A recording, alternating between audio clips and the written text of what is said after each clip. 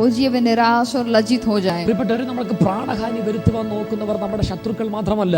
और आप जानते हैं कि हमारे प्राण को हानि पहुंचाने वाले हमारे शत्रु ही सिर्फ नहीं है, ഇന്നലകളിൽ നമ്മളെ ദ്രോഹിച്ചവർ മാത്രമല്ല നമ്മുടെ പ്രാണഹാനി വരുത്തുവാൻ നോക്കുന്നത്. और हमसे जो पिछले दिनों में जिन्होंने हमारे लिए बुरा कुछ सोचा है, सिर्फ वही लोग नहीं है जो हमारी हानि के लिए सोचते हैं. ഞങ്ങളുടെ പ്രാണഹാനി വരുത്തുവാൻ നോക്കുന്നവർ ഇന്നലകളിൽ എന്നോട് വിരോധമുള്ളവരാണ്, എന്റെ പ്രാണഹാനി വരുത്തുവാൻ നോക്കുന്നവർ ഞാൻ ലജ്ജിച്ച് ഭ്രമിച്ചു പോകുന്നത് കാണാൻ അനേകർ നോക്കിയിരിപ്പുണ്ട്. അത് ഇന്നലകളിൽ എന്റെ തോൽവി കാണുവാൻ ആഗ്രഹിച്ചവരാണെന്ന് മാത്രം നിങ്ങൾ ചിന്തിക്കരുത്.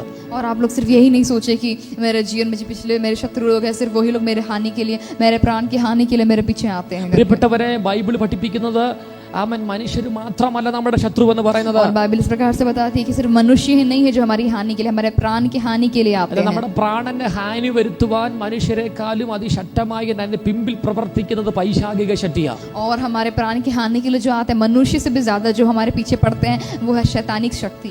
പൈശാചിക ശക്തി എന്ന് പറയുന്നത് മാനുഷികമായ ശക്തിയെക്കാട്ടിലും ഭയങ്കര ബലമാണ്. और शैतानी शक्ति है वो मनुष्य से भी ज्यादा बढ़कर वो. ഇവിടെ ദാവീദ് പ്രാർത്ഥിക്കുന്നത് അവൻ മാനുഷിക കരങ്ങളിൽ നിന്ന് വിടുവിക്കുന്നതിനെ കുറിച്ചല്ല, പൈശാചിക പ്രവർത്തനങ്ങളിൽ നിന്ന് വിടുവിക്കാൻ വേണ്ടിയാണ് ദാവീദോട് പ്രാർത്ഥിക്കുന്നത്. यहाँ दाऊद जो है मनुष्य के लिए ही नहीं, सिर्फ ये शैतानी उन सामर्थ्यों से भी जय प्राप्त करने के लिए वो प्रभु से पुकार रहा है. ദാവീദിന്റെ പ്രാണന് വില പറയുന്ന അനേക പൈശാചിക ശക്തി കാണുമായിരിക്കാം. और दाऊद के पीछे बहुत सारी शक्तियां हो सकती है. शायद ദാവീദിനെ പരാജയപ്പെടുത്തി കളയുവാൻ ഒത്തിരി പേര് പുറകെ കാണുമായിരിക്കാം. शायद दाऊद को पराजित करने के लिए बहुत सारे लोग हैं. നമ്മൾ മനസ്സിലാക്കേണ്ട ഒരു കാര്യം, എത്ര ശക്തികൾ പുറകിലുണ്ടെങ്കിലും ഒരു കാര്യം വളരെ ഇമ്പോർട്ടന്റ് ആണ്, ദൈവത്തിന്റെ കൃപ നമ്മുടെ കൂടെ ഉണ്ടെങ്കിൽ നമ്മളെ പരാജയപ്പെടുത്തുവാൻ നശിപ്പിച്ചു കളയാൻ നിൽക്കുന്ന എല്ലാ അശുദ്ധ ശക്തികളിൽ നിന്നും വിടുവിക്കുന്ന കരമാണ് ദൈവത്തിന്റെ കരം എന്ന് പറയുന്നത്.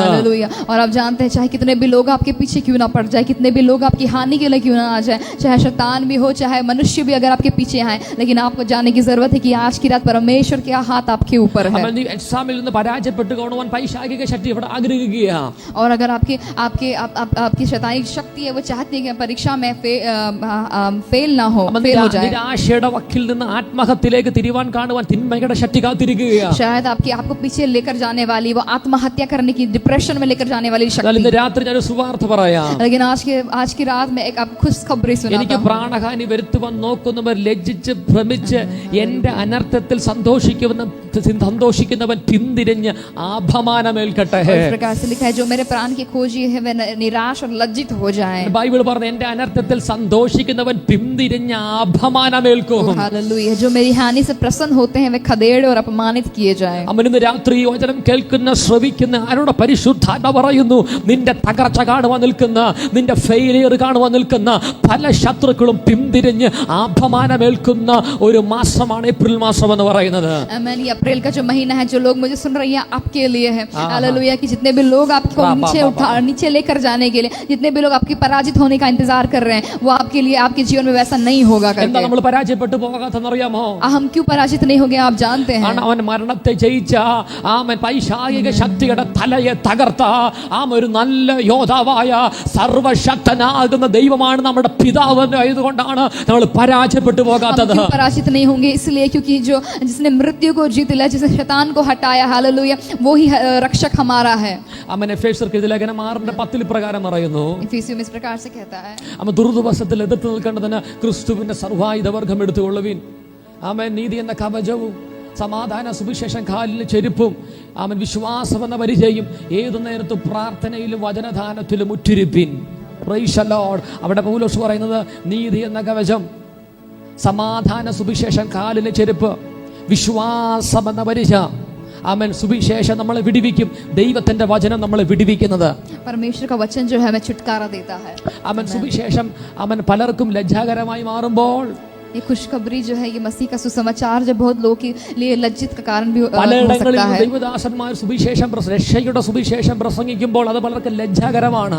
और बहुत सारे प्रभु के दास लोग जब सुसमाचार को सुनाते हैं तो उनके जीवन में शायद लज्जा का कार्य है, ये सोच सकते हैं. സുവിശേഷം പ്രസംഗിക്കുന്ന ഒരു ഭക്തനെ കുറിച്ച് ബൈബിൾ പറയുന്നത് സമാധാന സുവിശേഷം കാലിനു ചെരുപ്പാണ്. लेकिन जो बाइबल बताती है वो इस प्रकार से है कि जो व्यक्ति सुसमाचार को सुनाता है वो उसके हालेलुया पैर का वो चप्पल है. हालेलुया सुसमाचार.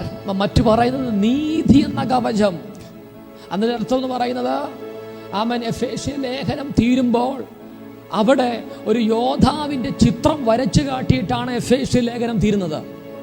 എന്ന് വെച്ചാൽ നീതി എന്ന കവചം എന്ന് പറയുന്നത് ഒരു ദൈവവൈദ്യനെ സംബന്ധിച്ചിടത്തോളം, ഒരു ഭക്തനെ സംബന്ധിച്ചിടത്തോളം അവൻ്റെ ജീവിതത്തിൽ അവൻ നീതി വേണം, നീതി പ്രവൃത്തി ഉണ്ടായിരിക്കണം. धर्म के कार्य आमेन. और एक अगर आप मनुष्य धर्मी जन के जीवन को आप देखें, प्रभु के दास को आप देखें, तो उसके जीवन में सबसे महत्वपूर्ण जो चीज़ है वो धर्म के अनुसार चलना. എന്നാൽ പൈശാചിക ശക്തിയിൽ നീതിയില്ല. പൈശാചിക ശക്തിയിൽ നീതിയില്ലെങ്കിലും ദൈവിക നീതി പൈശാചിക നീതികളെ മാറ്റിക്കളയുന്നതാണ്. और शैतानी जो सामर्थ्य है वो जो धर्मी लोग, हालेलुया, जो परमेश्वर जो है वो धर्मी है, इस वजह से शैतानी जो भी सख्त शक्तियां हैं वो हालेलुया उसके नीचे है. ഞാൻ വീണ്ടും ആവർത്തിക്കുകയാണ്, പിശാചിൽ നീതിയില്ല. പൈശാചിക നീതിയെ ദൈവത്തിന്റെ നീതി നീക്കിക്കളയും. ആമേൻ. അതാണ് എഫേസ്യ ലേഖനത്തിൽ എഴുതിയിരിക്കുന്നത്, നീതി എന്ന കവചം, സമാധാന സുവിശേഷം കാലിന് ചെരുപ്പ്, വിശ്വാസം എന്ന പരിച. ഏതു നേരത്തും പ്രാർത്ഥനയിലും വചനദാനത്തിലും മുറ്റിരിക്കണം. അപ്പൊ പിശാചിൽ നീതിയില്ല. और शैतान जो है उसका कोई धर्म नहीं है, वो धर्मी नहीं है. इस वजह से बाइबल हमें सिखाती है हमेशा धर्म के कार्य धर्मी रहने के लिए, ठहरने के लिए. ഞാൻ പ്രിയപ്പെട്ട ഒരു കാര്യം നിങ്ങൾ വളരെ ശ്രദ്ധിച്ച് നമ്മൾ കേൾക്കണം. നമ്മൾ അന്ത്യകാലത്താണ് നാം ആയിരിക്കുന്നത്. और मेरे प्रिय, आप जानते हैं कि हम अंत के समय में जी रहे हैं. ഞാൻ എഫേസ്യ ലേഖനം ഇങ്ങനെ ചിന്തിച്ചപ്പോൾ ഇങ്ങനെ ചിന്തിക്കുകയായിരുന്നു, ഇന്ന് നമ്മൾ കേൾക്കുന്ന പല കാര്യങ്ങൾക്കകത്തും എത്രത്തോളം നീതി ഉണ്ടെന്ന് നമുക്കറിയത്തില്ല, എത്രത്തോളം റൈറ്റ് ആണെന്ന് നമുക്കറിയത്തില്ല. और मैं जब सोच रहा था इस प्रकार से मेरे मन में आया कि अभी जो हम लोग जी रहे हैं कि जो भी चीज़ें हम सुनते हैं वो कितना सच है कितना झूठ है हमें नहीं पता. കാരണം ഒരിക്കലും പിശാചിൽ നീതിയില്ല. और क्योंकि शैतान जो है वो धर्मी नहीं है. പിശാച് ആഗ്രഹിക്കുന്നത് നീതിമാന്മാരെ നീതിയില്ലാത്തവരാക്കി മാറ്റണം. और शैतान चाहता है कि जो धर्मी लोग हैं वो उनको अधर्मी करने के लिए. ദൈവത്തിന്റെ നീതിയില്ലാത്തവരെ നീതിമാന്മാരാക്കി മാറ്റും. लेकिन परमेश्वर जो धर्मी है वो अपने लोगों को धर्मी आकर बनाता है. അതുകൊണ്ട് ഇന്ന് നമ്മൾ കേൾക്കുന്ന എല്ലാ കാര്യങ്ങളെയും നമ്മൾ അങ്ങ് വിശ്വസിക്കാനായിട്ട് നമ്മൾ ചെല്ലരുത്. आमीन. और इसलिए जो कुछ भी कार्य हम सुनते हैं उसको हर एक चीज को विश्वास करने पे ना जाए आप. ന്യായം വിധിക്കുന്ന ശുശ്രൂഷയല്ല നമ്മുടെ, ന്യായം വിധിക്കുന്നത് ദൈവമാണ്. न्याय करने वाला परमेश्वर है, മനുഷ്യനല്ല ന്യായം വിധിക്കേണ്ടത്. और मनुष्य नहीं है न्याय करने वाला, ന്യായം വിധിക്കുന്നത് ദൈവമാണ്. न्याय करने वाला खुदावंत है. കാരണം പിശാച് നീതിമാനല്ല. ആമേൻ. അവൻ നീതികേടെ പ്രവർത്തിക്കത്തുള്ളൂ. അതുകൊണ്ട് എല്ലാ കാര്യങ്ങളിലും ഒരു ദൈവവൈദ്യനെ സംബന്ധിച്ചിടത്തോളം അത് വിശ്വസിക്കാൻ പറ്റത്തില്ല.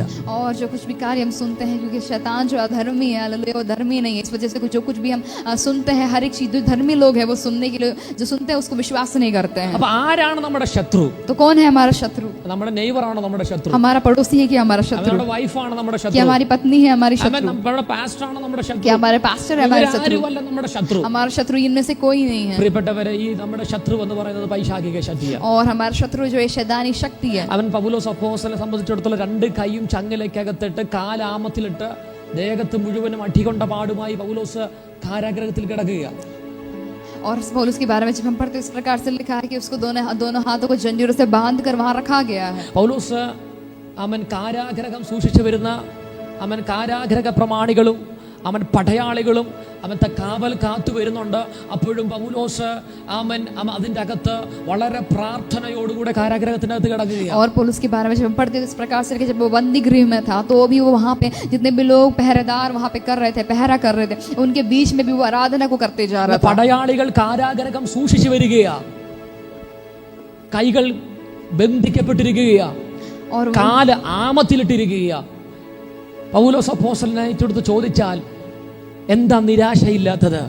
और लेकिन जब फिर भी इतनी परेशानी में जो बंदी गृह में पड़ा है, जब फिर भी उनसे पूछा जाए कि तुम निराश क्यों नहीं हो करके, പൗലോസ് പറയും എനിക്ക് നിരാശയില്ല. पौलुस कहता है कि मैं निराश नहीं ഈ हूँ. കാരാഗ്രഹ പ്രമാണിയല്ല എന്റെ ശത്രു. और ये लोग जो है ये मेरे शत्रु नहीं है. ഇവിടുത്തെ പടയാളികളല്ല എന്റെ ശത്രു. यहाँ के जो लोग हैं इस बंदी गृह में ये मेरे शत्रु नहीं है. കഴിഞ്ഞ ദിവസം രാത്രി വരെ എന്നെ കോലുകൊണ്ട് അടിച്ചവരല്ല എന്റെ ശത്രു. और मुझे मारने वाले वो नहीं है मेरे शत्रु. എന്റെ ശത്രു എന്ന് പറയുന്ന ഈ ലോകത്ത് വ്യാപരിക്കുന്ന തിന്മയുടെ ശക്തമായ പൈശാചിക ശക്തിയാണ് എന്റെ ശത്രു. और मेरा शत्रु जो है वो ये है जो अनदेखी चीजें हैं, हालेलुया, अनदेखी जो सेनाएं हैं शैतान की, वो है मेरी शत्रु. അതാ പൗലോസ് അപ്പോസ്തലൻ നാമ ലേഖനത്തിൽ എഴുതി പിടിപ്പിച്ചത്, അവൻ ദുർദിവസത്തിൽ എതിർത്തു നിൽക്കേണ്ടതിന് ക്രിസ്തുവിന്റെ സർവായുധവർഗം ധരിക്കണം. और इस वजह से बाइबल बताती है कि अंत के दिनों में युद्ध करने के लिए प्रभु के हालेलुया सारे हथियार को बांध लेने के लिए. എന്ന് വെച്ചാൽ നാം കടന്നു പോകുന്നത് ഒരു യുദ്ധത്തിലൂടെയാണ്. और ये वचन जो हमें सिखाती है युद्ध में कैसे जाना. ഒരു ദൈവവൈദ്യന് യുദ്ധമുണ്ട്. और मनुष्य हालेलुया प्रभु के दास के जीवन में एक युद्ध है എന്നാൽ ആ അന്തിമ വിജയം എന്ന് പറയുന്നത് ഒരു ദൈവത്തിന്റെ ഭക്തനാണ്. और अंत का जो विजय है हालेलुया वो प्रभु के दास के लिए है അവൻ അന്തിമ വിജയം എന്ന് പറയുന്നത് ദൈവത്തിന്റെ ഭക്തന്മാർക്കാണ്. और ये अंतिम जो विजय है प्रभु के भक्त लोगों के लिए है. വചനം പറയുന്നത് ദൈവമേ എന്നെ വിടുവിപ്പാൻ യഹോവേ എന്നെ സഹായിപ്പാൻ വേഗം വരണമേ. और इस प्रकार से वचन बताती है कि हे परमेश्वर हालेलुया मेरी सहायता के लिए जल्दी आ. അമ്മേൻ ഇന്ന് രാത്രി ഈ വചനത്തോട് ചേർന്ന് ഒരു ദൂത് പറയാൻ ദൈവാത്മാവ് പ്രേരിപ്പിക്കുന്നു. और इस वचन से जुड़कर एक दूत आपको बताने के लिए पवित्र आत्मा मुझे बताएगा. പ്രിയപ്പെട്ടവരെ ചിലരുടെ പ്രാർത്ഥനയുടെ മറുപടി വേഗം നടക്കാൻ പോകുകയാണ്. कुछ लोगों की प्रार्थना का जवाब बहुत ही जल्दी पहुंच रहा है. ചിലരുടെ കാത്തിരിപ്പിന് ദൈവം വിരൂപമിടാൻ പോകുകയാണ്.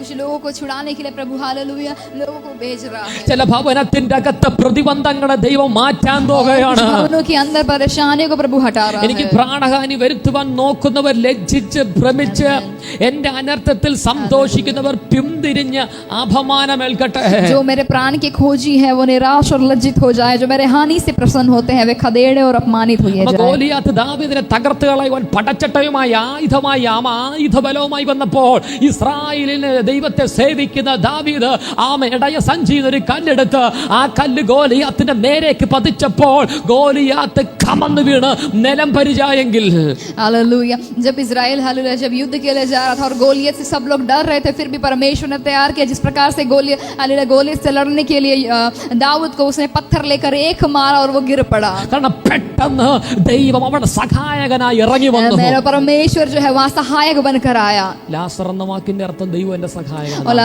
लाजर के नाम का अर्थ है कि परमेश्वर मेरा सहायक है. പക്ഷേ ലാസർ മരിച്ചിട്ട് 4 ദിവസം കഴിഞ്ഞിട്ടാ കർത്താവ് ബഥാനിയിൽ വന്നത്. लेकिन लाजर जब मरता है तो 4 दिन के बाद प्रभु यीशु वहां आते हैं. അവൻ ആ ചെറുക്കന്റെ പേര് ലാസർ എന്നാണ്.